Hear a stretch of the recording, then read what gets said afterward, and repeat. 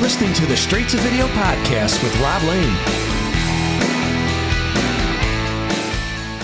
All right, what is up? This is the Straight to Video podcast. My name is Rob Lane, and thanks so much for listening. Today's show was a real pleasure. It's not every day you get an invite to chat with a true show business icon. Not just in music, not just in cinema, and not just in TV, but all of the above and many, many more. Since the 1950s, today's guest, Pat Boone, has been an American showbiz institution. Million-selling singles and albums, hit TV shows, and cinema smash hits are just a few credentials on his CV, which continues to grow even as he approaches his 90th birthday in a few short months. During his incredible career, he has sold over 45 million records. And during the 1950s, he was music's second biggest selling artist, only being pipped by a gentleman called Elvis Presley, who actually opened up a live show for Pat, and from then on they both became good friends. Mr. Boone has starred in blockbuster films such as Journey to the Center of the Earth, and I can confirm the man is also a heavy metal icon after recording the 1997 album In a Metal Mood, which showcased his cover versions of rock classics such as No More Mr. Nice Guy and Van Halen's Panama, to name but a few. When you say someone has done it all, then Pat Boone tops that category. Today he is as busy as ever with a brand new album, Country Jubilee, and the accompanying single Grits, which we hear all about, with so much more other great stuff. This really was a treat to have this conversation, and there's so much more I could have asked, but what you're about to hear is real showbiz gold. As always, this Straight to Video podcast is proudly presented to you in association with Affinity Photo, an incredible piece of photo editing software which I've been using for graphic design the past couple of years. I use Affinity Photo to create the podcast episode art what you see each week, and it's an extremely affordable alternative to other programs on the market. There's lots happening too, as Affinity have just announced they're partnering with Canva, the hugely popular online design tool, so I'm sure there's going to be some exciting announcements coming soon, so please check them out at affinity.serif.com. Okay, let's get into this week's show. For everything you need to know about Pat's amazing career, then head on over to patboone.com. Follow him on all social media and be sure to check out the new album Country Jubilee, or at the very least, In a Metal Mood. There's some real history and music education to learn from this amazing gentleman. So right now, please enjoy my Straight to Video podcast with the legend that is Pat Boone.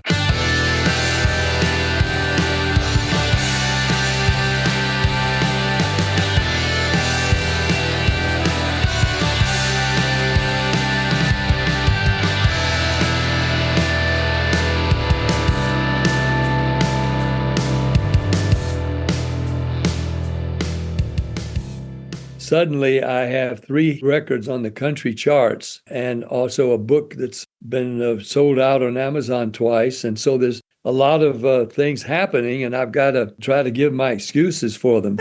Amazing. But it's lovely to see you. Fantastic to connect. I like your hair. I wish I could do that with mine. It used to be sticking up, but I'm running out of ideas now. Well, I like it. You must have had some good hairstyles throughout the years, though. Well, not really. No, I was very kind of straight-laced and just very average when I had plenty of hair.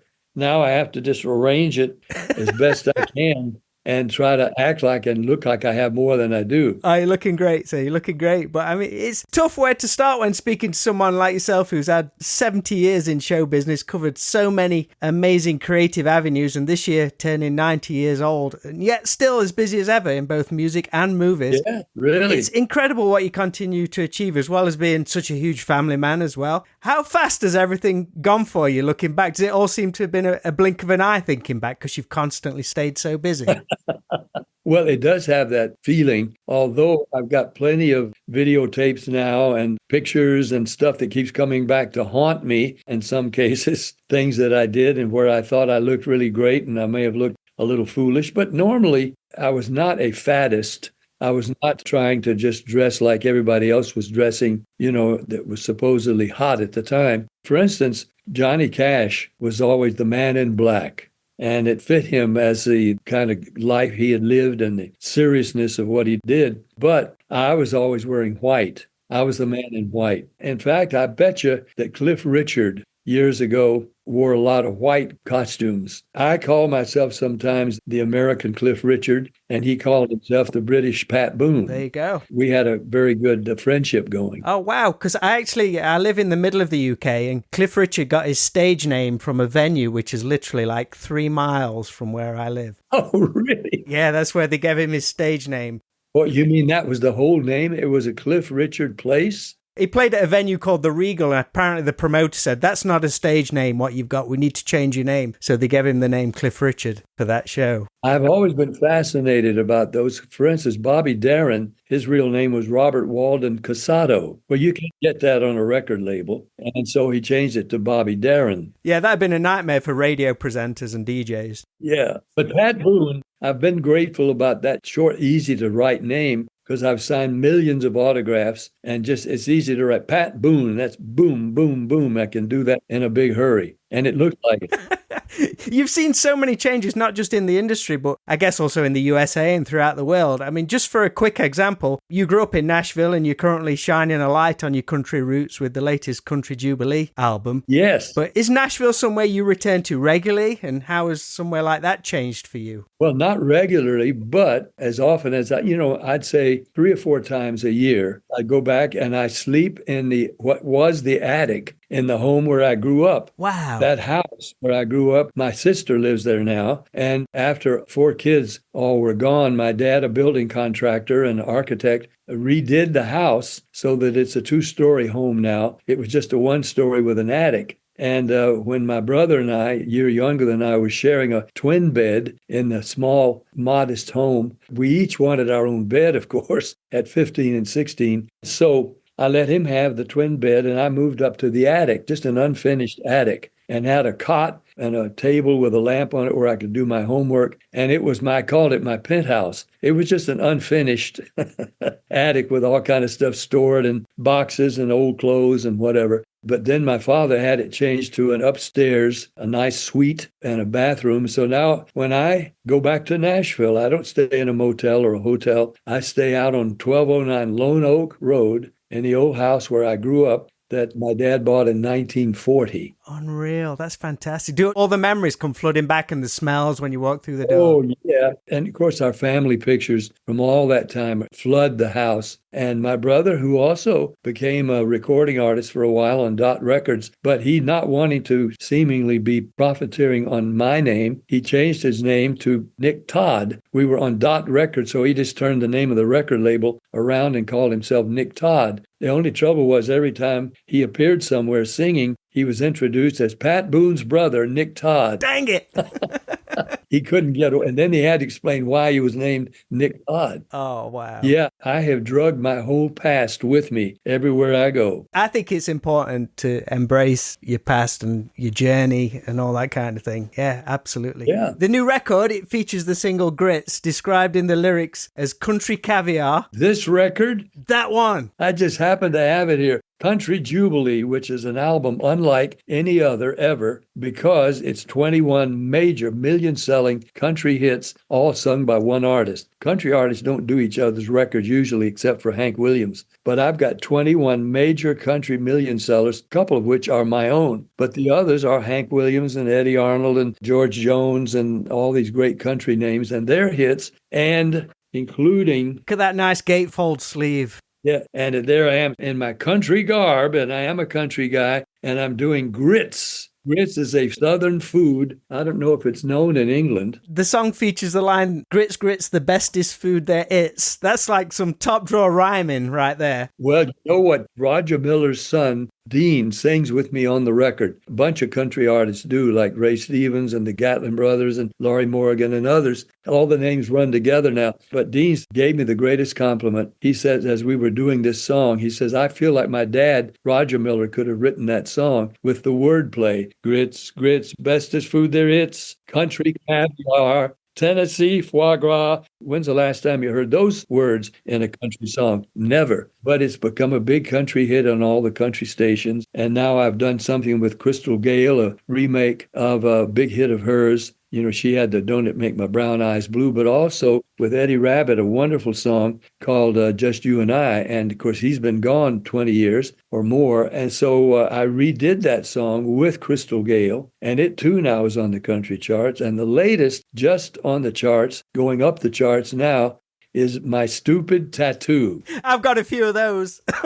Really, it's a send-up of the whole, every country artist in the world except me has tattoos. I've never had a tattoo. And this is about a guy The record is about a guy who wishes he had not got the name Susie tattooed on his neck because the tattoo artist ran off with Susie, and now he's got a new girlfriend named Holly who's not so jolly when she sees that tattoo named Susie on his neck. So that's making fun of the whole idea of the tattoos. So here I am right in the midst of all of it at 89, and I'll be 90 in June. But I can't quit.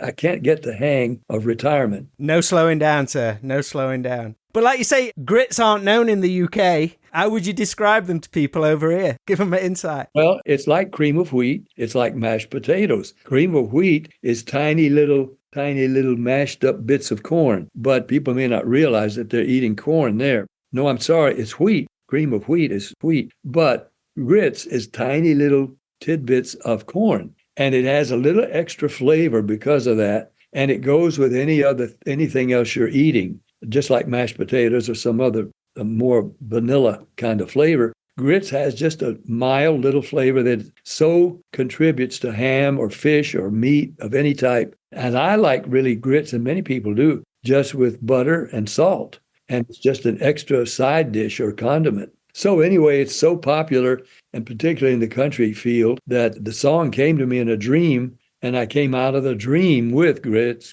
bestest food there is. Country caviar, Tennessee foie gras, hey, grits, bestest food there is. Keep your fancy food, give me my grits. And I make fun of escargot, them snails have got to go. Pate, what is that anyway? All these things that are served, in receptions and pre-event times where you're having something to drink and the waiter walks around handing you little thing, something to eat. And I want grits. Give me some grits, man.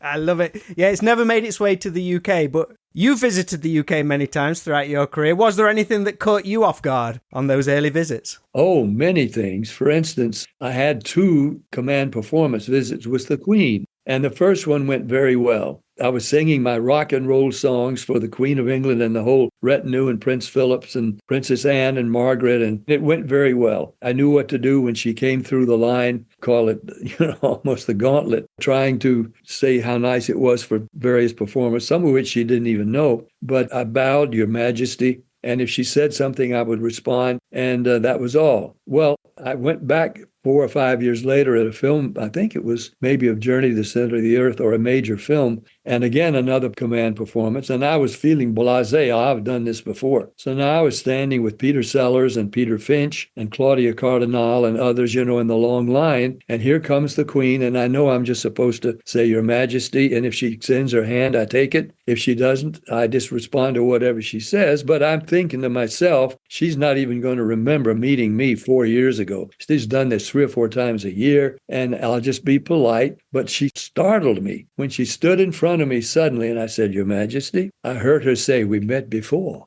And I said, we did? I mean, you remember that? I said, the Queen of England, when she says we met before, I said, we did? When was that, Queenie? I mean, how could I've said anything more embarrassing? There was a picture, which you can find, I'm sure, of me with the Queen, and she's looking now at Claudia Cardinal, and they're both laughing at something. Guess what they were laughing at? What they just heard me say. And I'm looking over them with this startled look, still startled on my face. Did I really say we did? Like you forgot meeting the Queen, but she remembered. So I apologized. But yeah, those things do happen if you're not used to royalty and really, in some cases, the British way of doing things. Was that your first time overseas when you came to the UK in when was it, 1958? Yeah, I think that was 58. But I confused them when was when because I performed at the Palladium a number of times just in my own concerts. In fact, I rehearse now to a tape that was taped that night at the Palladium. I rehearse singing my hits because I'm getting ready to do them again in a full concert May 11th at a place called the Coach House. It's a big theater restaurant, and I've been there before, and I was scheduled to be there again before I broke my hip. But now I'm recovering from my hip, thank God. I will do a full 90-minute show May 11th, and I'll be singing all those songs. So I have tapes from the Palladium, and I go upstairs and I sit down and I sing at least 15 or 20 songs that I sang at the Palladium that night. But I did other times as well when I was performing all over England. And one night I'll never forget, I went on stage and I didn't realize I came through the audience in my opening number to surprise them. And I come up on stage and somebody passed me in the aisle and he groped my crotch area. And I just shoved him away and kept going. And then as I came up the stairs to the stage, I realized my fly was unzipped and he was trying. He was trying to do me the favor of zipping up my fly on the fly. And I said I would never forget the name of that theater and told my musicians, don't ever let me forget. And now I've forgotten the name of that theater. It'll come back to me. When you used to come over, did you use a UK band or did you have musicians from the US come over with you? I had 5 musicians with me, main guitarist, drummer, and Dave Siebel's my conductor and pianist. But yeah, we'd use British musicians. And it was there in London in an airport between concerts where I was doing all my hits from the past. And my band was getting kind of tired of them. And they were saying, why don't we go in the studio and do something different? And I said, well, like what? I've already done gospel, I've done pop, I've done patriotic, I've done big band swing. What could we do in rock and roll? So you never did any heavy metal. And so we joked about me doing a heavy metal album, which eventually we did. When my musicians convinced me by playing me the records, original records of heavy metal classics like Ozzy Osbourne's Crazy Train, Alice Cooper's No More Mr. Nice Guy, Enter Sandman, Holy Diver, Paradise City, Stairway to Heaven, It's a Long Way to the Top, Smoke on the Water, You Got Another Thing Coming. Here's a statistic for you. More than any other artist in history, I've recorded 2,700 songs. Wow. Frank Sinatra, 1,500, and Bing Crosby, some 2,000. And I've recorded 2,700 songs, and I've added 3 this year. So that's something that nobody's ever going to do. Nobody's ever going to top that because it costs too much money. It takes too much time to record the songs and then to market them. And so 2,700 songs. And is it something from your old TV show? Some songs are being reissued or archived as well recently. Oh, yes. Oh, thank you for reminding me of that because I did some 350 songs in the 3 years of the Pat Boone Chevy show, Chevrolet. And I was the youngest guy ever to have his own music variety show. And all the other artists were coming on my show. In fact, I think Cliff Richard may have come on. But Ella Fitzgerald and Nat King Cole and Tony Bennett and Perry Como and all the artists coming on my show singing with me. And of course, it was all live. And we have all the recordings. And we're now, May 29th, releasing, I think, eventually all 350 of those songs. So that if you want to hear me singing live, the great hits of the day, I was doing all of them. It was like the Lucky Strike hit parade. I was singing all the other artist songs like Connie Francis, but then I would sing with Nat King Cole and with Johnny Mathis. Did you ever get starstruck? No, I tell you, the career happened to me. I didn't seek it. I was in college, which is another whole story, but I was in college at North Texas State on my way to be a teacher. I knew because I'd married at 19 to my high school sweetheart, Shirley Foley, the daughter of country artist, Hall of Fame, Red Foley. And now I knew that I had to prepare for a career that I knew I could have. You know, career in show business was too iffy. I couldn't plan on raising a family, and I wasn't even a record artist yet. So I was going to be a teacher, but I had won a couple of talent contests in New York, across the country, national. But nothing came of it except Randy Wood of Dot Records, a little label outside Nashville, just getting started, asked me if I'd like to make a record. Well, sure. In school at North Texas State now. But I went to Chicago, made a record of a song by the Charms on the Dutone label, One Heart Not Enough, Baby. 2 hearts will make you feel crazy. 1 kiss will make you feel so nice. 2 kisses take you to paradise. 2 hearts, 2 kisses make 1 love. And that was by the Charms on the Dutone label, just R&B called Race Music. But that song sold 1 million records in 2 weeks. And then, of course, by May of that year, 55, I had to do another record. So it was You Made Me Cry When You Said Goodbye, Ain't That a Shame? Fats Domino.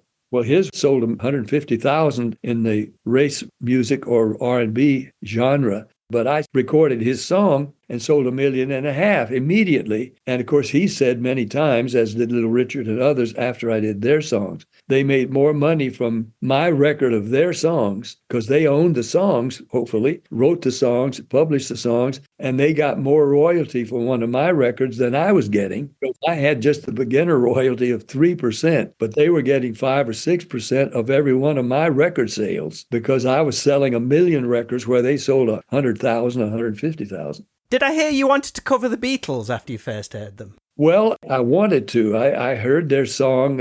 Was it From Me to You, did I? From Me to You, you're right. If there's anything that you want, if there's anything I can do.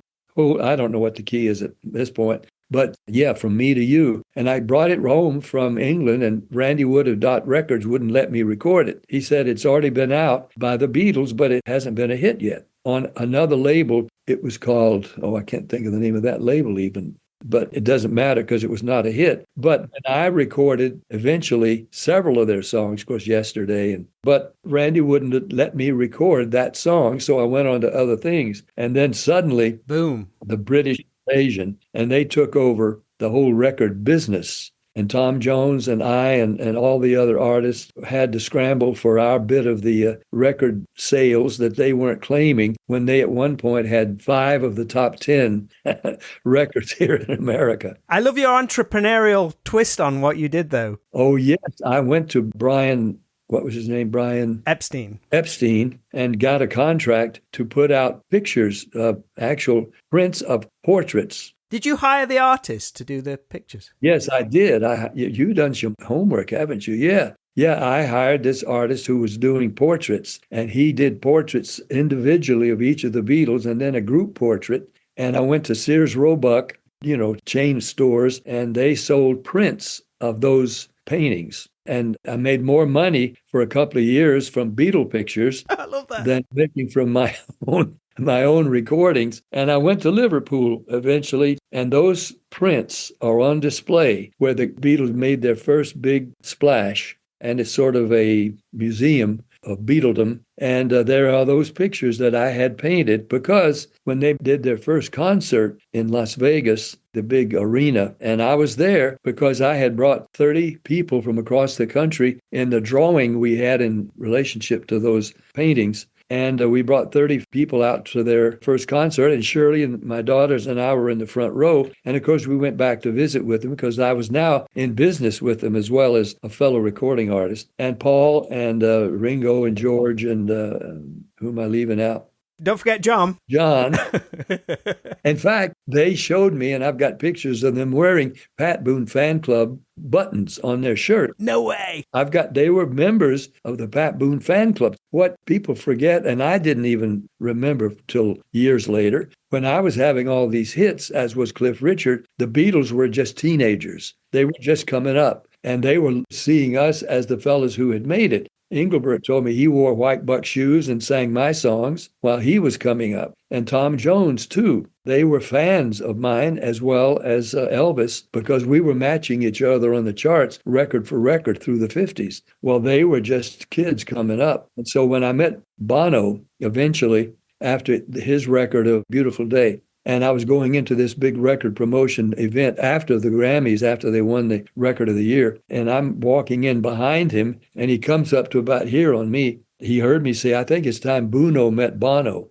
And he turned around, well, hello, Pat. And there was Edge and Bono. And they said, you don't remember, I'm sure you don't remember, we met you in England when we were just getting started. No. And I did not remember that. They were actually starting out, Catholics as they were, doing some sort of Catholic, pop-sounding Catholic songs, which they, it didn't take them long to switch over to the things that they were writing. But yeah, they remembered the meeting. They said, you were very nice to us, and we remember it. We didn't expect you to remember. Well, I honestly didn't until they reminded me. Then we sat down, and I told them at that time, I had written and was recording a big multi-artist tribute to Billy Graham called Thank You, Billy Graham. And I said, I'm asking other artists to join me. And I even didn't get it out of my mouth. I was going to ask you. He grabbed a piece of paper and wrote his number in Dublin. And he introduces that record, which you may not know about, even though it was a hit on airplay all over Europe. Thank you, Billy Graham, because Billy Graham was widely known, of course. But we didn't have, at that point, the marketing clout to get a lot of things that I've written along the way, including that. Thank you, Billy Graham, with Bono and many, many artists, Kenny Rogers, and a panoply of names that joined me singing the praises of Billy Graham. But those things, just happen, and I just keep going. But having met all those guys and even been in business with them, and Paul said, Brian's got our names on a lot of crap, as he said, but we like these pictures because we look good in these pictures that you had done. Oh, that's amazing. How big were the original paintings? Oh, they're like some of those behind you now. I don't remember measuring them, but a couple of feet at least. But they were smaller versions in the ones that were sold in the stores. The ones that are hanging they're not the originals, of course. I still have the originals. I'll have to have a look next time I go to the cavern. Well, they're there. They're very much in evidence there. And of course, I took great pride in pointing them out to people. I had those painted of my friends, the Beatles. I wish we had ongoing relationships with them, but they were living in England and touring the world. And I had my own activities in my family. But I always admired that about Paul in particular, and eventually George, about the families that they kept together and their kids, because that's very difficult to do in show business. And I'm one of the very, very few. Right from the beginning of your career as well. And I'm still married to Shirley. It's now 68 years, but she's in heaven now waiting for me. And I'm saying, wait, I'm not ready yet. Not yet, Shirley. But she may be nudging the Lord, say, hey, get up here. She needs some company, yeah. Oh, yeah. Fantastic. Mr. Boone, thank you for chatting with me. I won't keep you any longer, but I wish you all the success with the new album, the music, the videos. I know more films are in the pipeline, but it's great that you're still so creative and putting stuff out there. But you've got the big 90th party this year. I think that's going to take priority. We're bringing about 65 people, all family, to a spa in an undisclosed location. And we're going to have a big 90th 3-day party. That's going to be a busy one. Well, it is. And I'm staying busy. And fortunately, I'm very healthy, thank God. And I've always been a clean living guy. I still lift weights and I'm still in very good shape. You see, you can put that heavy metal vest back on at any time. Yeah. Well, anyway, thanks. Good talking to you. And I know you did some homework for this because you knew some of the stuff I was going to tell you about. And I promise you, if we meet again, I won't say we did.